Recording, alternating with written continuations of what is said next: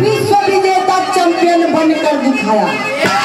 बताइए 15 साल का उम्र कितना हुई, लेकिन अपने भारत का विश्व विजेता चैंपियन बनकर दिखाया।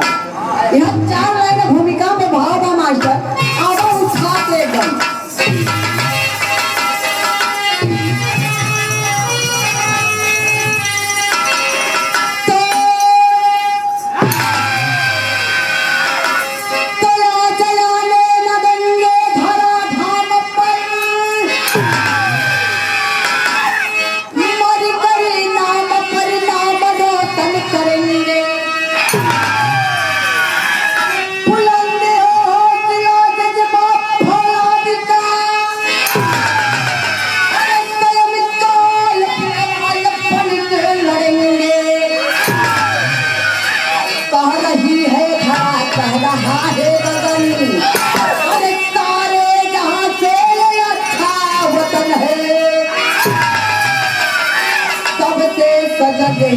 सबसे अलग है, अरे प्राणों से प्यारा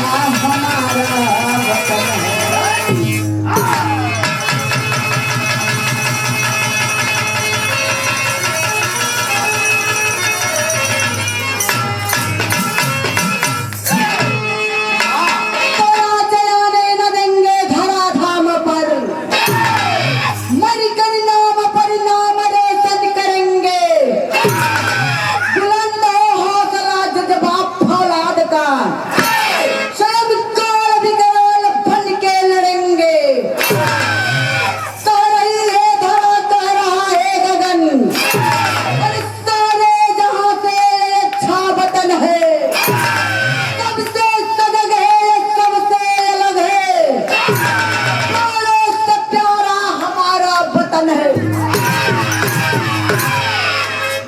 कवि जी बिरहा में बड़ा सुंदर दुल्हन कव्वाली लिखत है।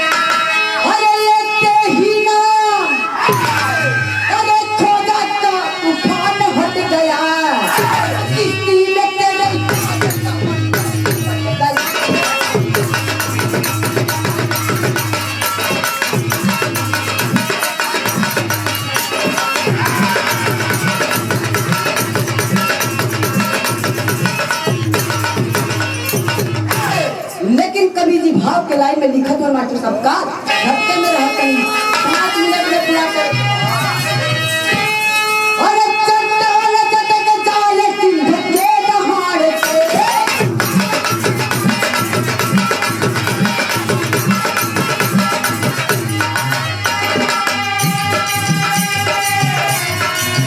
अरे चट्टान चटक जाले सिंह के दहाड़ से,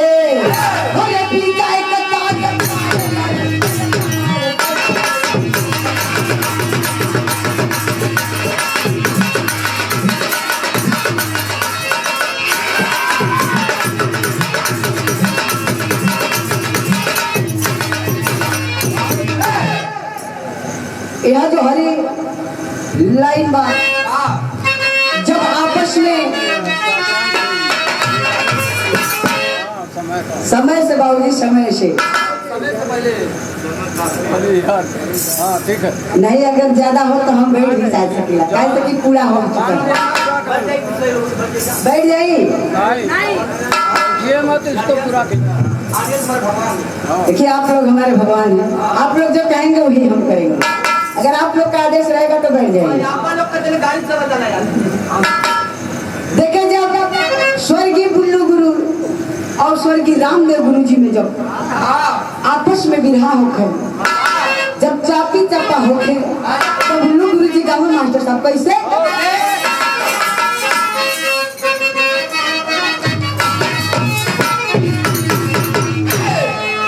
हो जज्बाए अगर जिगर में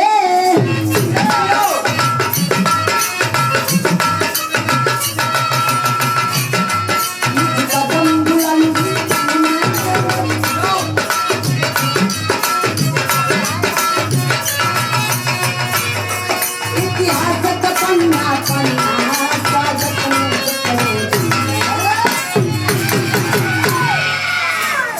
है तक भूत ऋषियों की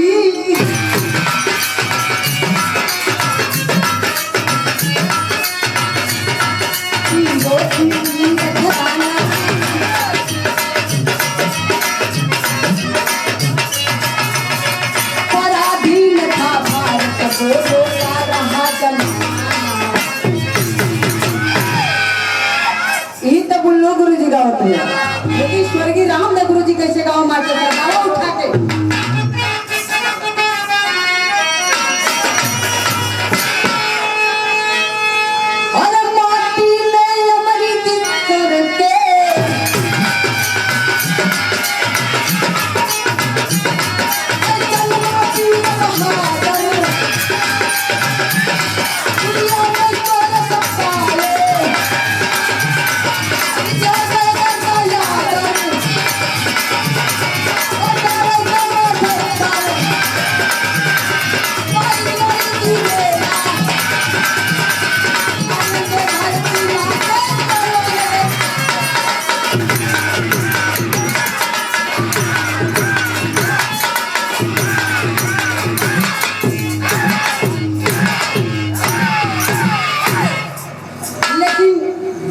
शब्द में समझाई।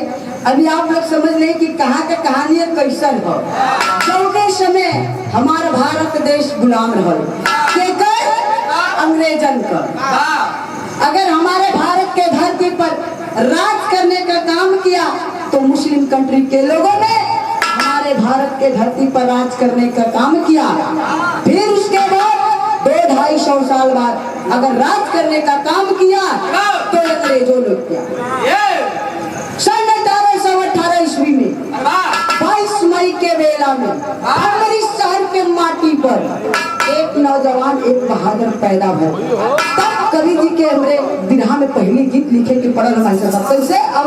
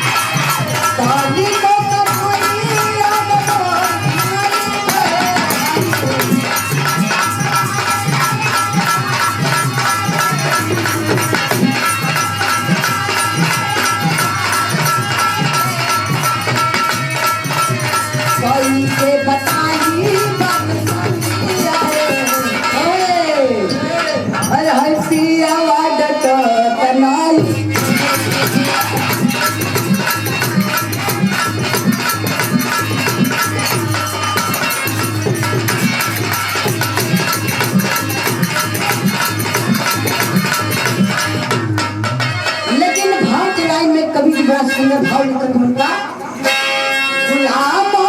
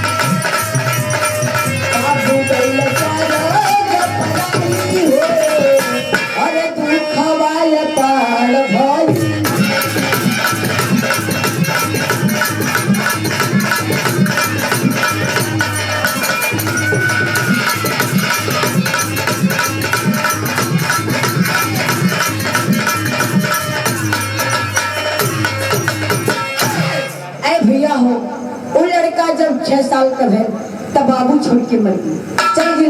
पैदा होते ही माइयो चल गई। वो लड़का पर से माई बाबू का सया खत्म हो गया।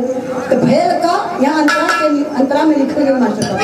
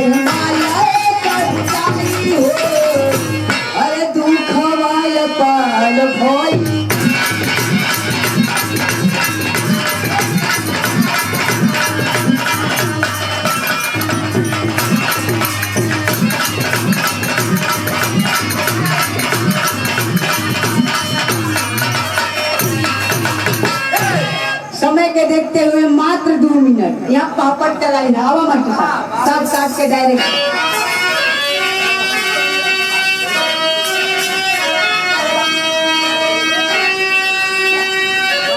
अरे विश्व विजय कर तो सर पे ताज नाग बात तेरा बात है। अरे विश्व विजय कर तो सर पे ताज नाग बात तेरा बात है। देखकर प्रीति कावे दुनिया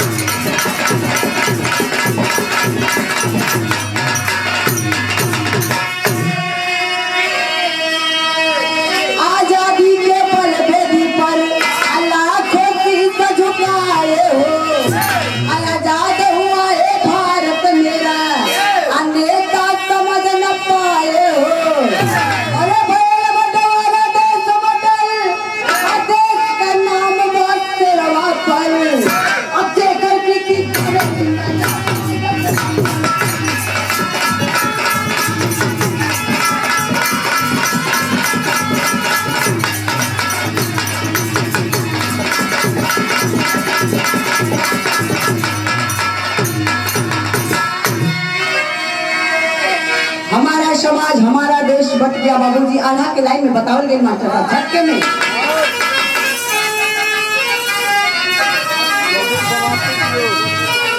याद कर दिन है बट रहे देशवा अब बट गई देखा भाई चारा कर।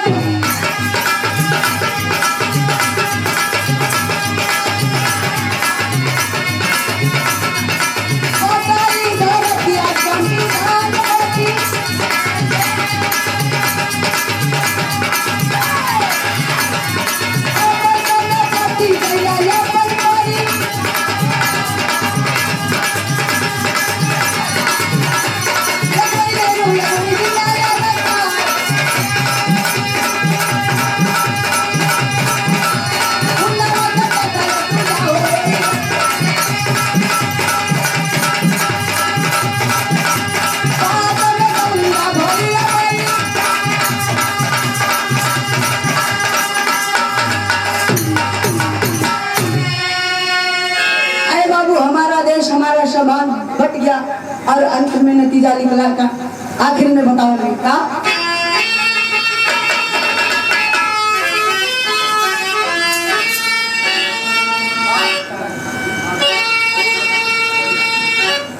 अरे हीरा के खान से, अरे हीरा के खान से जवानी करे हीरा।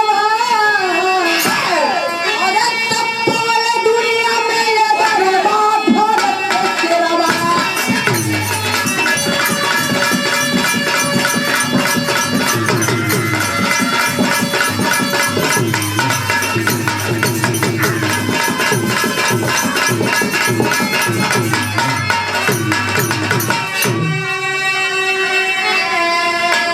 अरे गामा पहलवान आया जे होई गईले अब सुधा के चरिया में हंस के सोई गईले।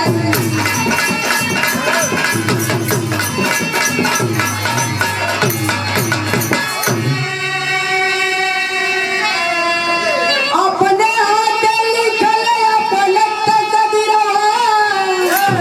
अरे अपने हाथ लिखल अपने तकदीरवा। पवले दुनिया में ये डरवा भारत तेरा बा।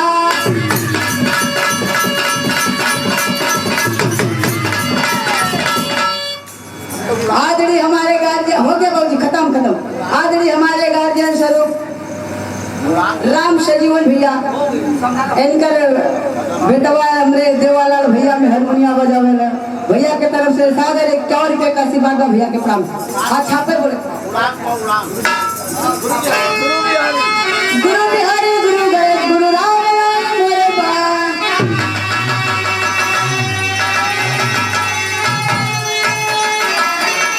अरे स्वर्ग बच्चन चंद्रिका कवि, अरे बच्चन का बड़े पत्ता कहो।